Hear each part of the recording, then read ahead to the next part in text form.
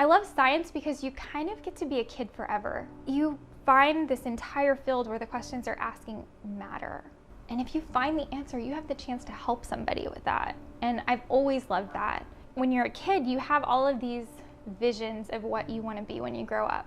And it was really simple for me. Like, I wanted to be a mom, and I wanted to be a scientist. And I had hoped, they wouldn't conflict. But it turned out that I was going to have to learn to be both at the same time. And I had a choice. We have 2 children. My oldest is 6 years old. My youngest is 4. And my oldest has special needs. How do you do it? How do you juggle being married to someone who's gone a lot? How do you juggle being a mom? And how do you get a degree that is very intense? It takes balance. And it's having a good support network. And so my PI and my mentor, Dr. Trishman, really built a platform for me to be successful. My research has just really taken off. I've had some really amazing discoveries that are going to really pan out, which is the whole reason I wanted to be a scientist in the first place. I was a Viasat Summer Scholar, and that donation allowed me to have the gas to come here and back, to pay the daycare for those 2 months, to, just add that extra funding to where I could focus on the things I needed to do to be successful. And so it is important that students have access to those opportunities, that those opportunities expand, that they grow.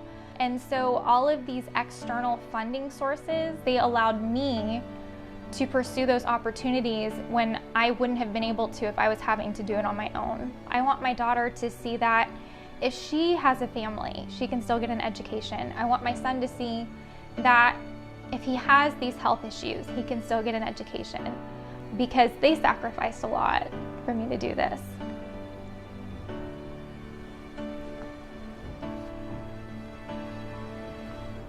And that makes it worth it.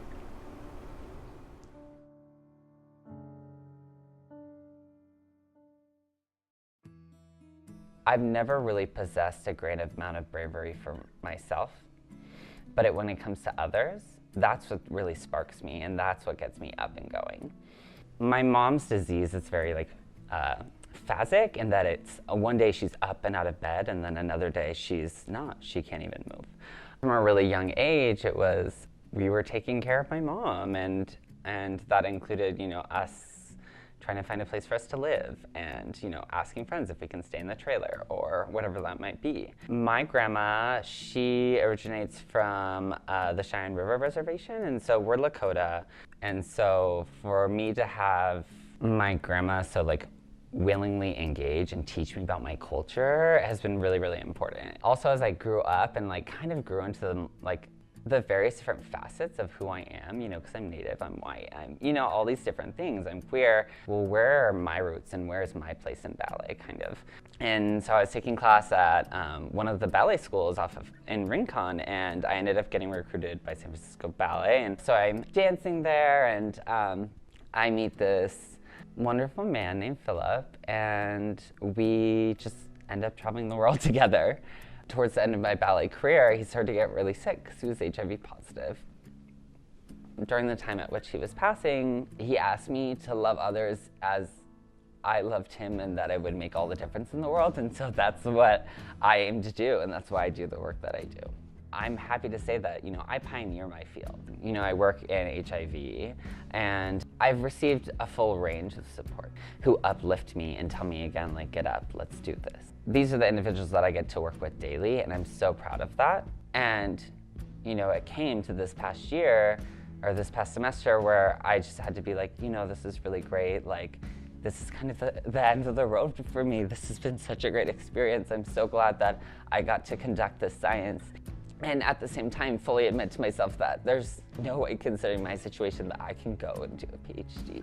And when I received the NSF, it shook my world. In one way, it kind of just told me that there are people out there that care. And so for people to really understand that Their donation isn't only supporting an individual, it's supporting an idea. If you can just take that moment and look back and be like, well, what am I contributing to? I'm contributing to increasing the quality of living for millions of people. You know, there's no money that you can really assign to that.